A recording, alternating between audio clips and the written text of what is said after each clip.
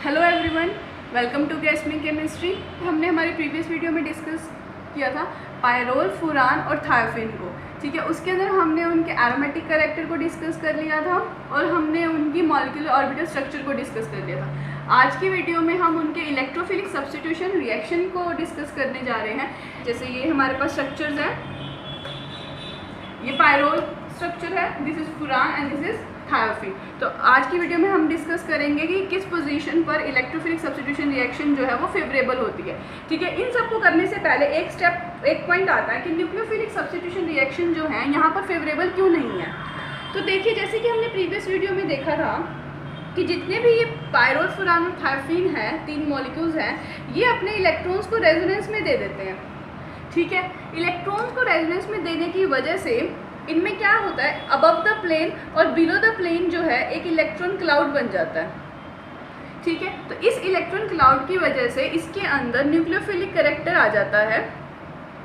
ठीक है, देखिए, अगर कोई मॉलिक्यूल पहले से ही, कोई कंपाउंड जो है वो पहले से ही न्यूक्लियोफाइल है, तो वो क्या किसी दूसरे न्यूक्लियोफाइल को अप्रोच करवाएगा? नहीं करवाएगा, क्योंकि वहाँ पर इलेक्ट्रॉन रिपल्शन होगी।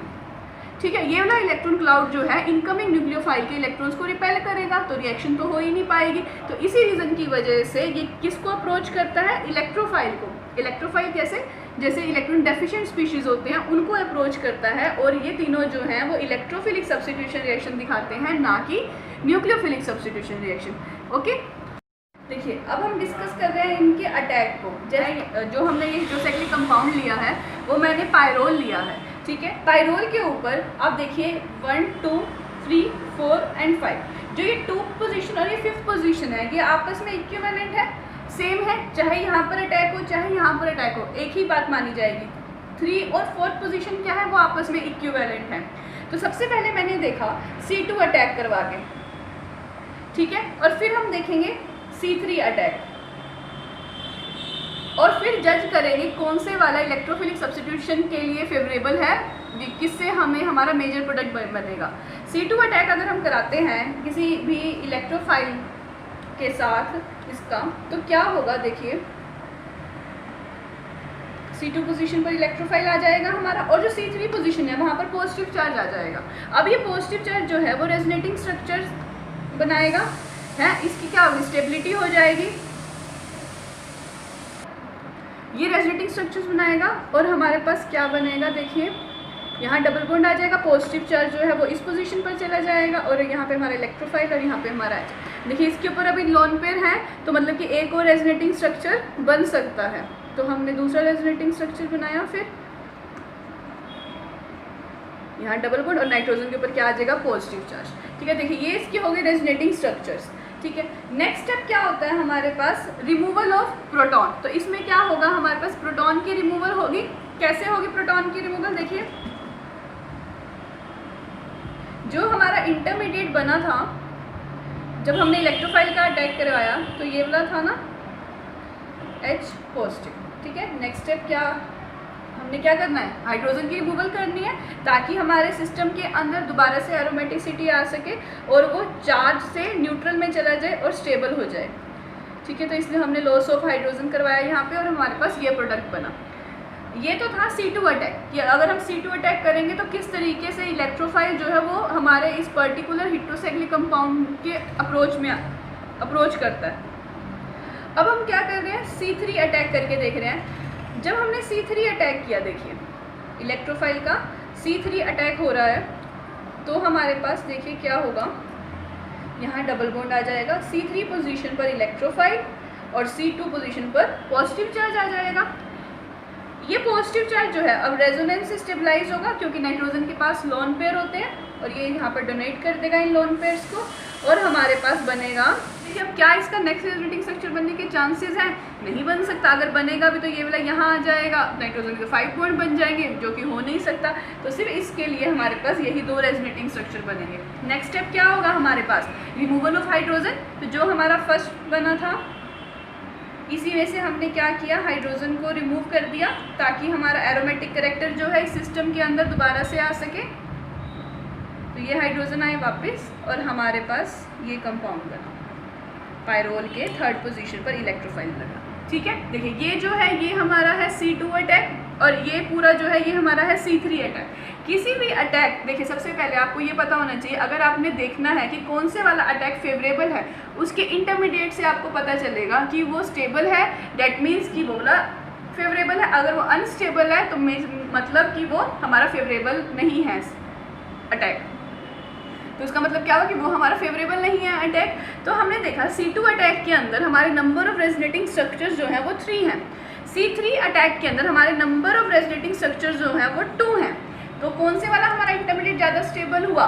थर्ड वाला। तो डेट मीन C2 अटैक जो होगा वो हमारा मोर फेवरेबल है देन C3 अटैक। ठीक है, किन किन के केस की बात कर रहे हैं हम? पायरोल, फुरान और थायोफिन के अंदर C2 attack will be more favourable then C3 attack in case of electrophilic substitution reaction. और ये बात ध्यान रखिएगा कि ये न्यूक्लियोफिलिक सब्स्टिट्यूशन रिएक्शन नहीं दिखाता, क्योंकि इसके ऊपर अबव द प्लेन और below the plane electron cloud present होते हैं, तो वो इनकमिंग न्यूक्लियोफाइल को रिपेल करते हैं। अब तक हमने सभी बेसिक पॉइंट्स जो है पायरोल, फुरान और थायोफिन से रिलेटेड डिस्कस कर लिए हैं। जैसे कि हमने जो 2 पॉइंट्स थे वो हमने प्रीवियस वीडियो में डिस्कस किए थे, उनके स्ट्रक्चर से रिलेटेड और उनके एरोमेटिक कैरेक्टर से रिलेटेड। इस वीडियो में हमने इलेक्ट्रोफिलिक सब्स्टिट्यूशन जो है वो हेटेरोसाइक्लिक कंपाउंड्स की वो डिस्कस कर लिया। अब हम उसके कुछ एग्जांपल्स कर लेते हैं जिससे आपको और ज़्यादा क्लियर हो जाएगा कंसेप्ट। देखिए ये फर्स्ट एग्जाम्पल क्या है? पायरोल। मैंने जैसे ही आपको बताया था कि मैंने आपको बताया था कि जो नाइट्रोजन है वो अपने लोन पेयर को रेजोनेंस में देता है, तो उसकी वजह से ये न्यूक्लियोफाइल की तरह एक्ट करता है। ठीक है, ये तो हमने समझ लिया था कि ये न्यूक्लियोफाइल है और इलेक्ट्रोफाइल हमारे पास क्या हो जाएगा हमारा यहाँ पर ब्रोमीन। देखिए आपको ये बात पता होनी चाहिए कि जो ब्रोमीनेशन है या कोई भी हैलोजिनेशन रिएक्शन है विद पायरोल बहुत ही ज़्यादा रैपिड होती हैं, बहुत ही जल्दी हो जाती हैं और हमारे पास जितनी भी पोजीशन फ्री होती हैं वहाँ सभी के ऊपर ब्रोमीन जो है सब्स्टिट्यूट हो जाता है। ठीक है, तो हमें सिंगल ब्रोमिनेटेड प्रोडक्ट जो है वो पायरोल के केस में नहीं मिलता। ये इसका एक ड्रॉबैक भी है कि पायरोल के केस में अगर हमें मोनोब्रोमिनेटेड प्रोडक्ट चाहिए then it will be very difficult for us to control this reaction. Okay, next है हमारे पास पायरोल की रिएक्शन एसिड के साथ। ये वाला पॉइंट जो है जनरली भी इम्पॉर्टेंट है, बहुत ज़्यादा इम्पॉर्टेंट है। इसके अंदर क्या हो रहा है? पायरोल की रिएक्शन अगर हम किसी भी एसिड की प्रेजेंस में करना चाहेंगे तो वो रिएक्शन नहीं हो पाएगी, क्योंकि पायरोल जो है वो पॉलीमराइज हो जाता है। ठीक है, देखिए कैसे पॉलीमराइज हो जाता है पायरोल। जैसे ही हमारे पास इसने यहाँ पर अटैक किया, क्योंकि एसिड जो होगा वो हमें H पॉजिटिव आयन देगा और वो खुद ही एक इलेक्ट्रोफाइल की तरह लग जाएगा जाके और यहाँ पर आ जाएगा हमारे पास पॉजिटिव चार्ज। ठीक है, अभी पॉजिटिव चार्ज स्टेबलाइज होगा हमारा ऐसे, तो क्या बन जाएगा? Double bond NH। यहाँ पर एक H ऑलरेडी भी था और पॉजिटिव चार्ज अब हमारा कहाँ आ गया? यहाँ। अब नेक्स्ट स्टेप क्या होगा? नाइट्रोजन के लोन पेयर इस पॉजिटिव चार्ज को स्टेबल करेंगे और हमारे पास आ जाएगा nitrogen H positive H double bond. ठीक है, देखिए ऐसा होने की वजह से क्या होगा हमारे पास, जो ये वाला स्ट्रक्चर है हमारा रेजोनेटिंग स्ट्रक्चर जो है, it will going to pick up the next pyrrole molecule. ठीक है, and show polymerisation reaction.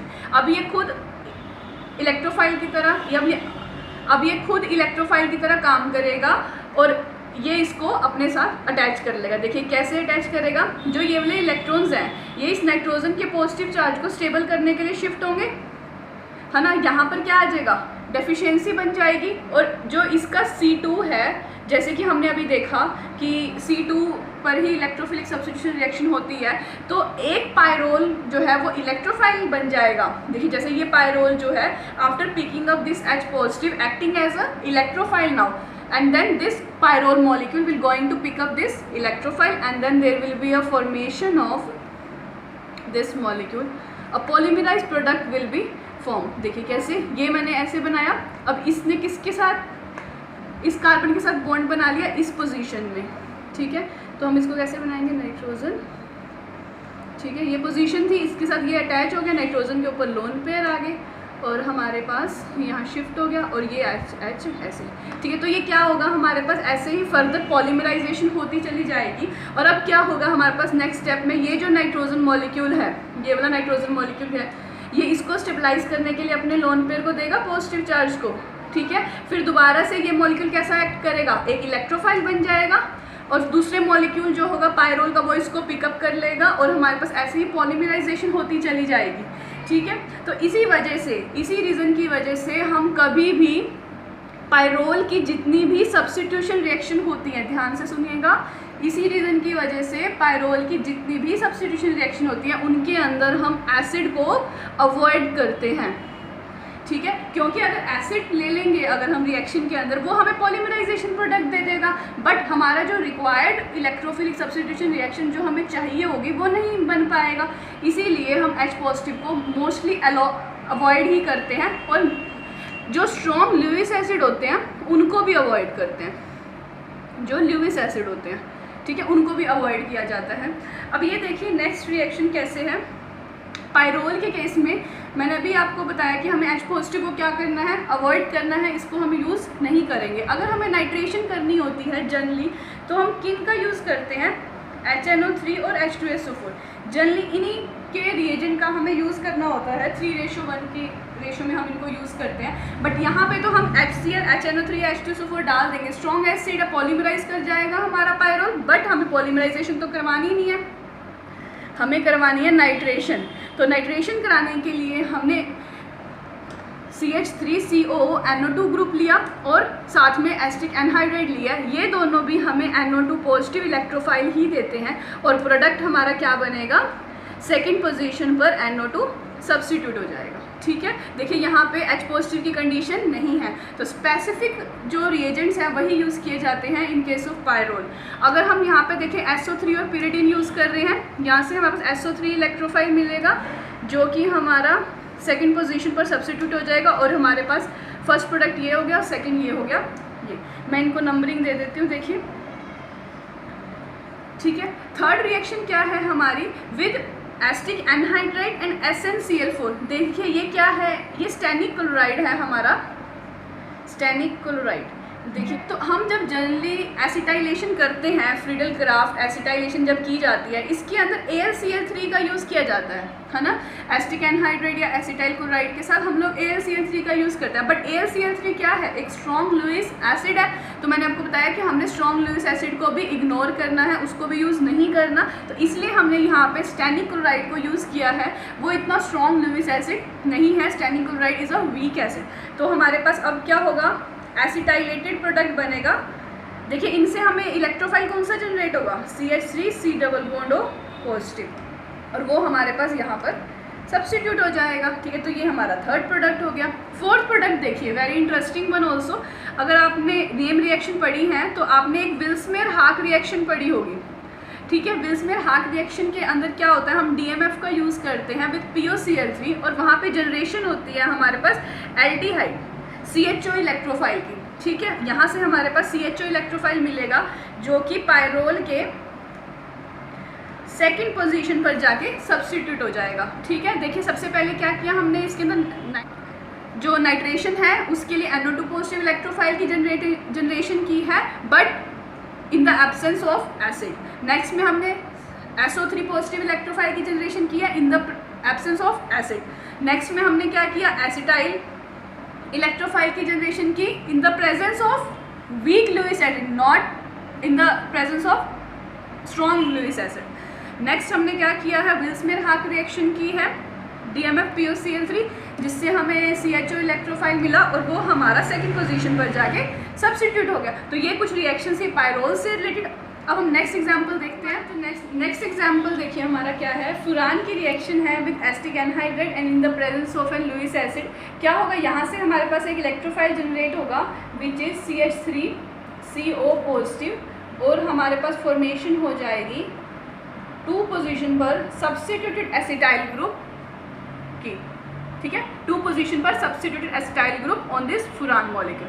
Next क्या है, नेक्स्ट बिल्कुल सेम रिएक्शन है फुरान की तरह ही। थायोफिन के केस में भी क्या होगा, सेकंड पोजीशन पर एसिटाइल ग्रुप आके सब्स्टिट्यूट हो जाएगा। देखिए एक बात क्या है, थायोफिन जो होता है वो लेस रिएक्टिव होता है, ठीक है। इलेक्ट्रोफिलिक सब्स्टिट्यूशन रिएक्शन के लिए, ये इलेक्ट्रोफिलिक सब्स्टिट्यूशन रिएक्शन के लिए लेस रिएक्टिव है बट मोर स्टेबल होता है एसिडिक मीडियम में, ठीक है। जैसे मैंने आपको बताया कि वो जो पायरोल है वो एसिडिक मीडियम में पॉलीमराइजेशन शो कर देता है, फुरान जो है वो भी पॉलीमराइजेशन शो कर देता है, but thiophene is much more stable then these two in the acidic medium. Okay, next step देखिए, नेक्स्ट रिएक्शन जो है वो हमारी बहुत इंपॉर्टेंट रिएक्शन है। ये रिएक्शन देखिए कौन सी रिएक्शन है, ये डाइज़ेल्डर रिएक्शन है। डाइज़ेल्डर रिएक्शन में क्या होता है, बेसिकली हमारे पास हमें फ़ोरन चाहिए होता है, एक डाइईन और एक 2N सिस्टम चाहिए होता है जो हमारा डाइनोफाइल की तरह काम करता है। ये हमारा डाइईन होता है और 2N हमारे पास 2N डाइनोफाइल होता है। ठीक है, आपने आई थिंक डाइज़ेल्डर रिएक्शन पढ़ी होगी पेरिसाइक्लिक के अंदर।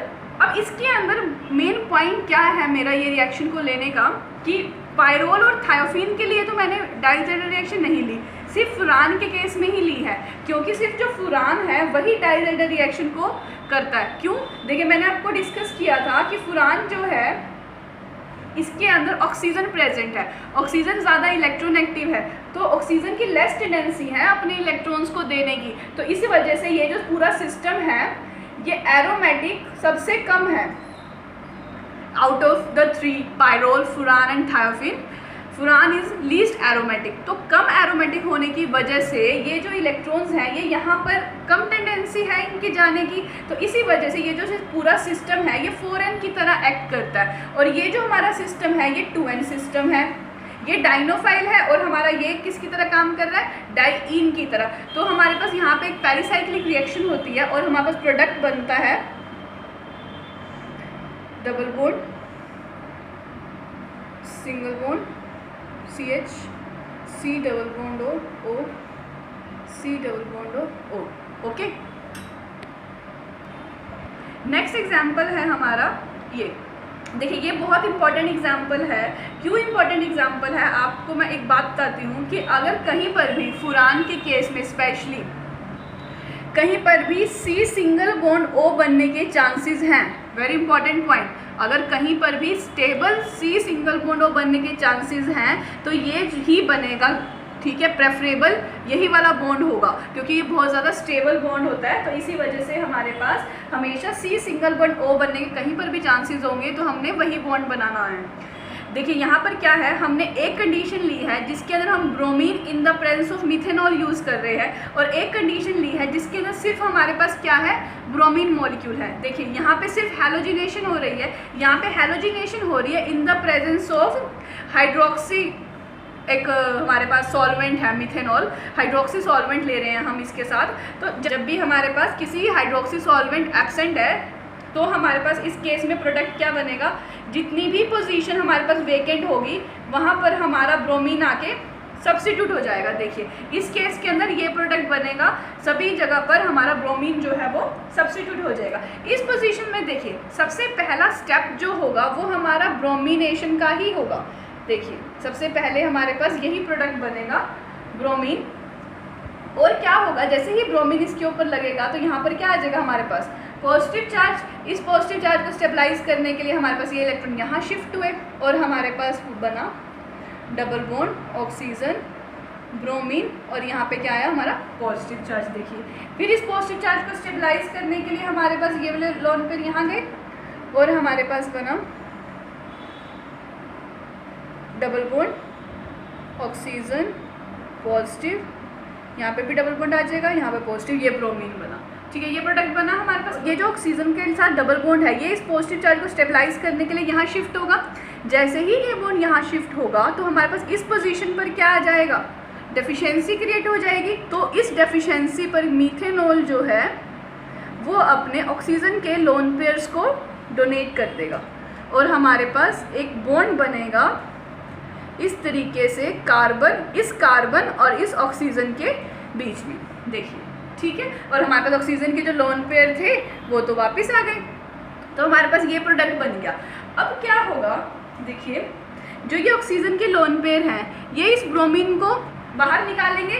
क्यों निकालेंगे, क्योंकि ब्रोमीन जो है बेटर लिविंग ग्रुप है, तो बाहर निकालने की वजह से हमारे पास बनेगा ऑक्सीजन, यहाँ पे COMe डबल बॉन्ड पॉजिटिव, ठीक है, क्योंकि ब्रोमीन जो है वो गुड लिविंग ग्रुप है OMe से, तो ब्रोमीन बाहर निकल गया। अब देखिए इस पॉजिटिव चार्ज को स्टेबलाइज करने के लिए ये बॉन्ड दोबारा से यहाँ शिफ्ट हुए और अगेन हमारे पास इस पोजीशन पर क्या बन गई, इलेक्ट्रॉन की डेफिशिएंसी।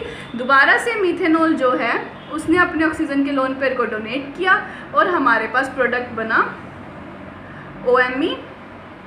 यहाँ पर भी OMe आ गया और इस पोजीशन पर भी OMe अटैच हो गए। तो हमारे पास ये प्रोडक्ट बनता है इन केस जब हम ब्रोमीन की रिएक्शन करवाते हैं फुरान के साथ इन द प्रेजेंस ऑफ मीथेनॉल, ठीक है। बट अगर हम ब्रोमीन सिर्फ अकेला लेते हैं और इसके साथ दूसरा सॉल्वेंट ले लें जो हाइड्रोक्सीलेटेड ना हो, ठीक है, तो हमारे पास नॉन हाइड्रोक्सिलिक होना चाहिए।